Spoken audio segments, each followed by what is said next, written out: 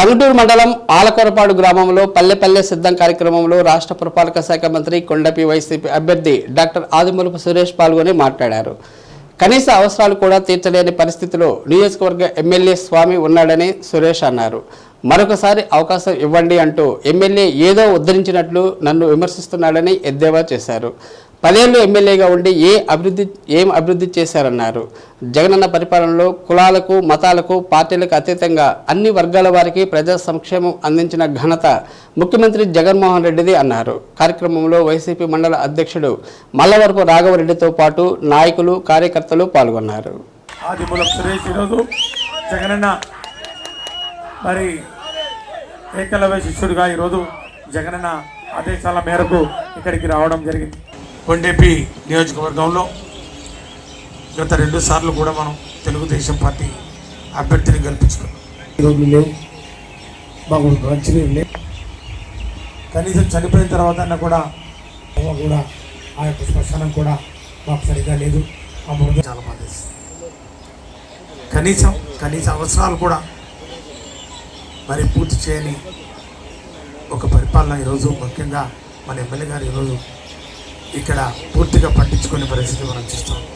అవినీతి ఆరోపణలు వెళ్ళెత్తుతున్నటువంటి పరిస్థితి కూడా మనం చూస్తాం. మరుగుదొడ్ల మీద అవినీతి, మరి ఇవన్నీ కూడా మనకు అవసరమా? ఇలాంటి వ్యక్తులు మనకు అవసరమా అని చెప్పి ఒకసారి ఓటర్ దేవుళ్ళు ఆలోచన చేసుకోవాల్సినటువంటి అవసరం. ఎక్కడి నుంచి వచ్చామనేది కాదు, ప్రస్తుతం ఈ ప్రాంతానికి అభివృద్ధి చేయడానికి మనసున్న వ్యక్తిగా ఒక నాయకుడు మనకు కావాలి. ముఖ్యంగా జగనన్న ఆలోచన విధానాన్ని అమలు చేసే క్రమంలో ఈ ప్రాంత అభివృద్ధికి, నిరుద్యోగ యువతకు ఉపాధి కల్పించే విధంగా ఒక పారిశ్రామిక వాడ కూడా డెవలప్ చేసుకోవడానికి అవకాశం.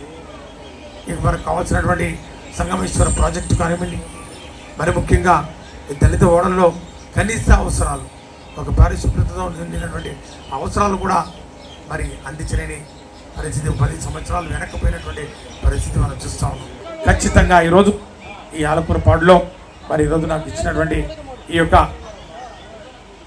బాధ్యత ఏదైతే ఉందో, పుల్లారెడ్డి కాలనీలో మీరు అడిగినటువంటి అంశాలన్నీ కూడా మొదటి 100 రోజుల్లోనే పూర్తి చేయడం జరుగుతుందని చెప్పి కూడా సవినయంగా మీ అందరికీ మనవి చేసుకుంటూ వైఎస్ఆర్ కాంగ్రెస్ పార్టీ అభ్యర్థుల్ని గెలిపించుకుందాం. జగనన్నకు ఈసారి కొండేపి నియోజకవర్గానికి ఒక కొత్త జెండా తీసుకొద్దాం.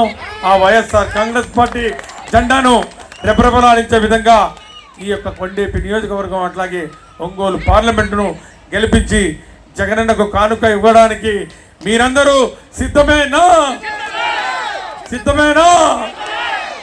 వైఎస్ఆర్ కాంగ్రెస్ పార్టీ అభ్యర్థుల గుర్తు ఏ గుర్తమ్మా?